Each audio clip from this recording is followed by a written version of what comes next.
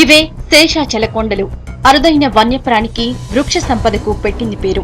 చిత్తూరు, కడప జిల్లాలలో కలిపి సుమారు 4755 చదరపు కిలోమీటర్ల మేర ఈ అడవులు విస్తరించి ఉన్నాయి.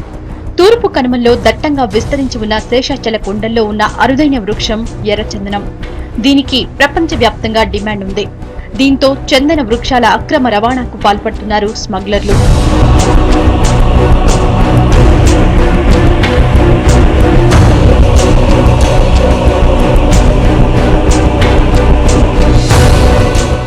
స్మగ్లర్లు అడవిలోకి చొరబడి చందనం చెట్లను నరికి వాటిని రహస్యంగా సరిహద్దులు దాటించి కోట్లు గడిస్తున్నారు.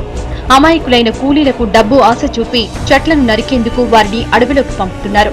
చిత్తూరు జిల్లా కేంద్రంగా ఎర్రచందనం అక్రమ రవాణా చాలా ఏళ్లుగా సాగుతోంది. అటవీ అధికారులు, పోలీసులు దాడులు చేసి ఎంతో మందిని అరెస్ట్ చేసినా స్మగ్లింగ్ ను అరికట్టలేకపోతున్నారు. తమిళనాడుకు చెందిన స్మగ్లర్లు ఎర్రచందనం స్మగ్లింగ్ కు పాల్పడుతున్నారని, వీరికి స్థానిక నేతల అండదండలున్నాయనే ఆరోపణలున్నాయి.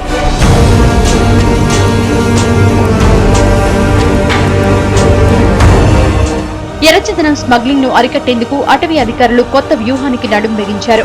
అటవీ సిబ్బందే ఒక్కసారిగా అన్ని వైపుల నుంచి అడవిలోకి చొరబడి స్మగ్లింగ్ ముఠాలను పట్టుకోవాలని నిర్ణయం తీసుకున్నారు.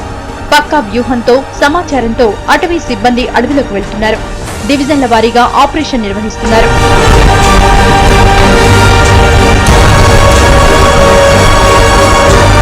వరుస ఆపరేషన్లతో అధికారులకు ఆశ్చర్యం కలిగించే ఫలితాలు కనిపిస్తున్నాయి. ఆపరేషన్ ప్రారంభమైన 3 నెలల్లోనే 338 కేసులు బుక్ చేశారు.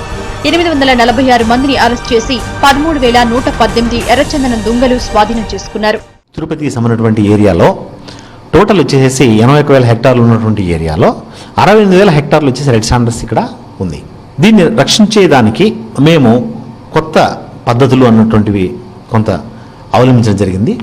టీం లోపలికి బేస్ క్యాంపులను, స్ట్రైక్ ఫోర్స్లను, స్టాఫ్ను అందరినీ కూడా మాప్స్ లోపలికి తీసుకొని పోయి లోపల కూమింగ్ ఆపరేషన్ చేసేసి మాకు చాలా సక్సెస్ఫుల్ అయిందనేసి మేము భావిస్తున్నాం. అక్టోబర్లో బాగా మేము పట్టినటువంటి క్యాచెస్ అందరూ కూడా ఏంటంటే తమిళ వాళ్ళని అరెస్ట్ చేస్తున్నాం. రెండోది నెక్స్ట్ కేసెస్ కూడా రెడ్ శాండర్స్ కేసెస్ ఏవైతే ఉన్నాయో అవి కొంత తగ్గుముఖం పట్టింది. అయితే ఇప్పటికే శేషాచల అడవి, తిరుపతి డివిజన్ పరిధిలో 9 బేస్ క్యాంపులు, 3 స్ట్రైక్ ఫోర్సులు ఉన్నాయి.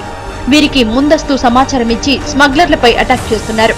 ప్రస్తుతానికి అడవిలో కొంత భాగాన్ని తీసుకుని ప్రయోగాత్మకంగా అమలు చేస్తున్నారు.